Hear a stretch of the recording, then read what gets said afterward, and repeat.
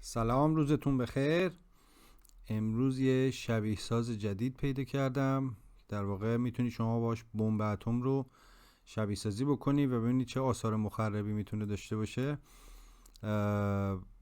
اینجا یه لیستی از انواع بمب اتم هست و میتونی حالا هر جای امتحانش کنی و ببینید چقدر میکشه، چه عوارض دیگه ای داره. من میام حالا بمب اتم هر کشور رو تو همون کشور امتحان میکنم.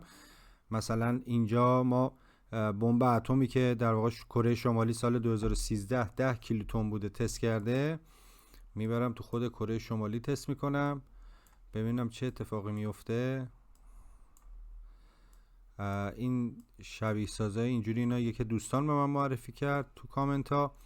اگر سراغ داشتید اینجوری باز هم معرفی بکنید. ما حال در کنار شبیه سازی مطالب نجومیمون که رو نرم افزار یونیورس سندباکس داریم انجام میدیم و حالا اسپیس انجین، میتونیم از نرم افزارهایی که حالا تا حدی هم شاید شباهت دارن، نزدیکی دارن، اینجوری شبیه سازی اینجوری استفاده کنیم.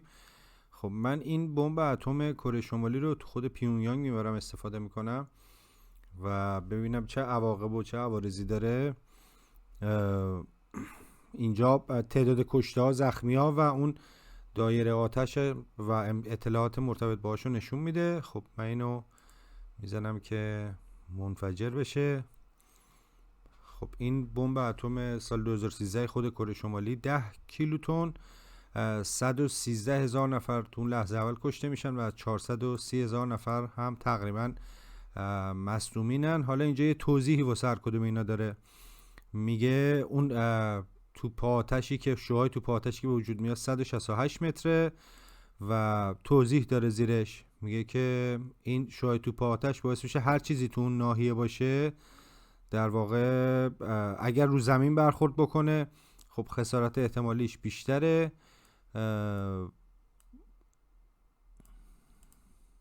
نکته مهم دیگه ای که داره، خب میگه هر چیزی داخل این گلوله آتشین باشه تبخیر میشه، یعنی حالا از موجودات زنده و انسان ها و چه میدونم ساختمون ها، هر چی تو این فاصله باشه خب تبخیر میشه. یه کشته زیادی واسه این قسمته. بعد قسمت بعدی این شعاع سبزمونه که میگه که این شعاع هم خیلی کشنده است. 1 کیلومتر تو این مورد انفجاریمون و کسایی که تو این فاصله هستن مثلا 15% بالاخره کشته میشن بر اثر سرطان و حالا تشعشعات و اینجور چیزا. قسمت بعدی این دایره بزرگتره به اسم Moderate Blast Damage Radius معرفی کرده. میگه اینجا ما یه فشار 5 PSI تو این بازه 1.5 کیلومتری ایجاد میشه که این فشار باعث میشه تمام احتمال آتش سوزی وجود داره و تمام ساختمون ها در واقع از بین میرن تو این فاصله. و قسمت بعدی این دایره بزرگتره که میگه تو بازه 1.5 کیلومتر آدم ها سوختگی درجه 3 پیدا میکنن. حالا نکته جالبی که هست میگه این تمام لایه های پوست و حتی عصب رو از بین میبره تو سوختگی لایه درجه 3 که این باعث میشه حتی طرف درد هم نکشه به خاطر اینکه عصبای در واقع انتقال درد از بین رفته و این احتمال مرگ تو این طرف وجود داره. تو شعاع بزرگتری که نشون داده اینجا تو شکل، اینجا خفیفتره، یه فشار 1 PSI ما اینجا داریم و شعاع 4 تقریبا حالا نیم کیلومتر که اینجا هم میگه احتمال شکستن شیشه ها و تخریب ساختمون ها وجود داره. خب این مورد اول، یعنی بمب اتمی به جرم 10 کیلوتن. مورد دیگه ای که میتونیم داشته باشیم مثلا فتمن یا لیتل بوی، اینا اون دوتایی بودن که توی ژاپن استفاده شدن. فتمن که حالا آثار مخربش بعد از 70-80 سال هنوز تو ژاپن وجود داره و همه میدونن. و خب مثلا بزرگترین بمب اتمی که هند تست کرده 60 کیلوتن یا پاکستان 45 کیلوتن. مثلا اینو من میزنم به فرض، حالا هند البته خب جای شلوغی هم هست احتمالاً به خاطر تراکم جمعیت کشتار بیشتر باشه. من میام اینو مثلا تو خود هند حالا توی که شهراش به صورت رندوم، مثلا توی شهر آکولا میام میذارم به عنوان مثال، و این 60 کیلوتونه، احتمالاً تخریبش از قبلی خیلی باید بیشتر باشه. میزنم که منفجر بشه. خب اینجا یه تخمینی، احتمالاً این شهر ناحیه کوچیکی بوده، مثلا من اینو بیارم اینجا تو این شهر بزرگتر آکولا مرکز جمعیت بیشتریه، احتمالاً تخریب بیشتری داشته باشه. خب این گوشه ما میبینیم جمعیتی که حالا بر اساس تخمین این نرم افزار دارن کشته میشن 144,000 نفر در لحظات اول کشته میشن. دوباره اومده گفته که ما اینجا شعاع در واقع اون فایربالمون که همه چی توش پودر میشه شعاعش 345 متره.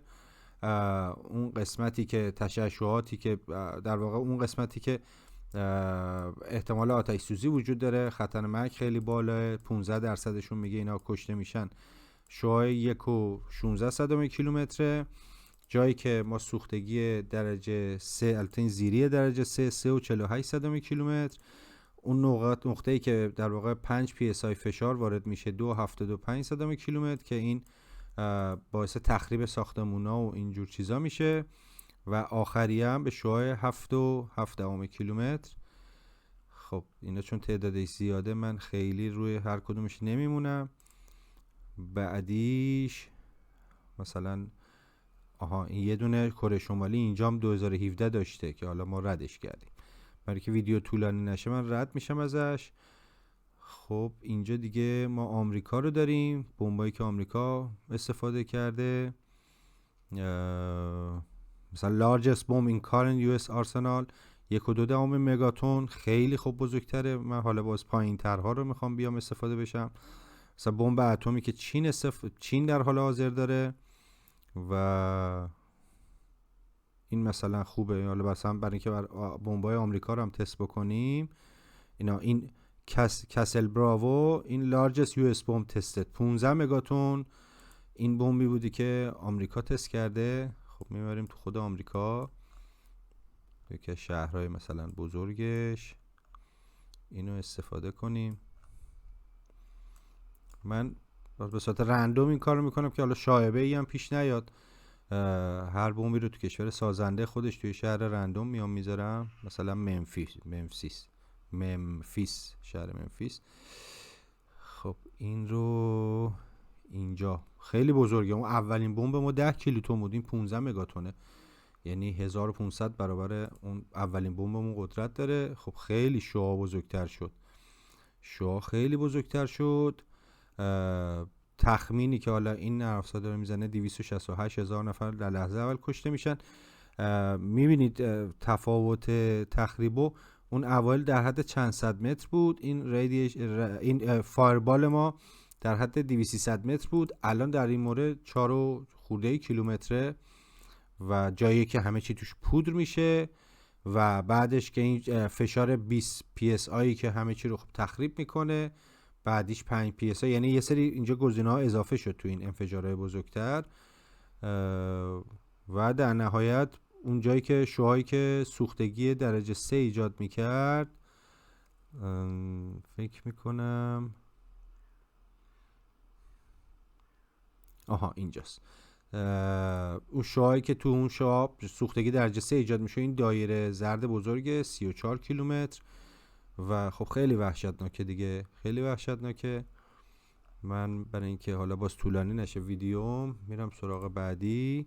یه دونه چینم اینجا دیدم، دانگفنگ، در واقع بمب حال حاضر چین 5 مگاتن. این رو هم میبرم تو خود چین امتحان میکنم. حالا کلا چیز بدیه، یعنی اینا رو من نشون میدم که ببین چقدر اینا مخرب میتونه باشه، چقدر آدمای بیگناه میتونن کشته بشن. خب مثلا حالا توی شهری از چین به صورت رندوم اومدم گذاشتم و میزنم این رو.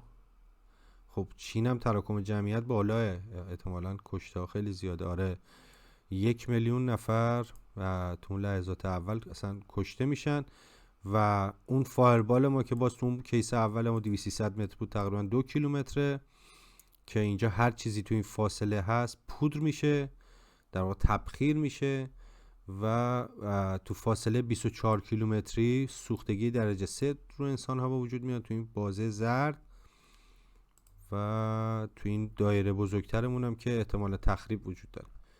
و آخریشم این بمب تزار که روسیه تست کرد حالا 40-50 سال قبل، 100 مگاتونه، از همه اینا بزرگتر و قوی‌تره. ببریم اینو تو خود روسیه.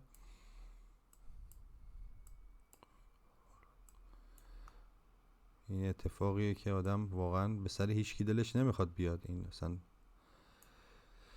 خب من اینو تو خود مسکو زدم، ببینیم بمب تزار چه اتفاقی میفته. حالا اینجا ببینیم میتونه اصلا محاسبه بکنه. آره خیلی بزرگ شد، یعنی اصلا تخریب کامله. 7 میلیون نفر تخمین میزنه از کشته‌هایی که تو روسیه تو مسکو اگر بخوره اتفاق میفته. اون فایربال ما باز میگم تو اون کیس اول، تو اولین بمبی که تست کردیم در حد 200 متر بود، ولی اینجا شعاع گلوله آتشی ما در واقع 6.7 کیلومتره و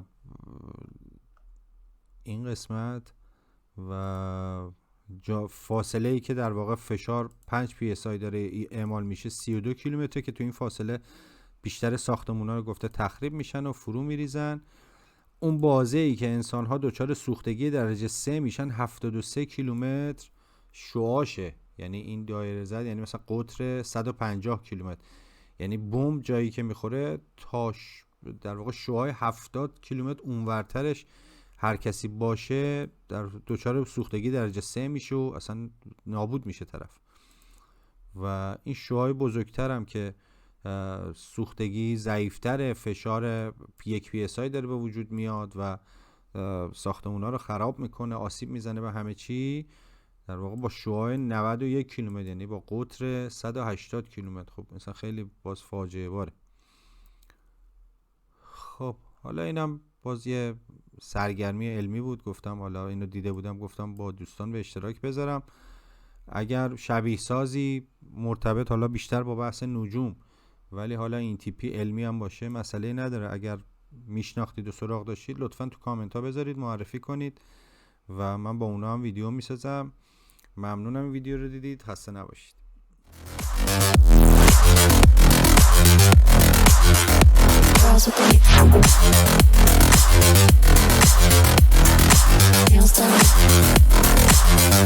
Girls with their nails done.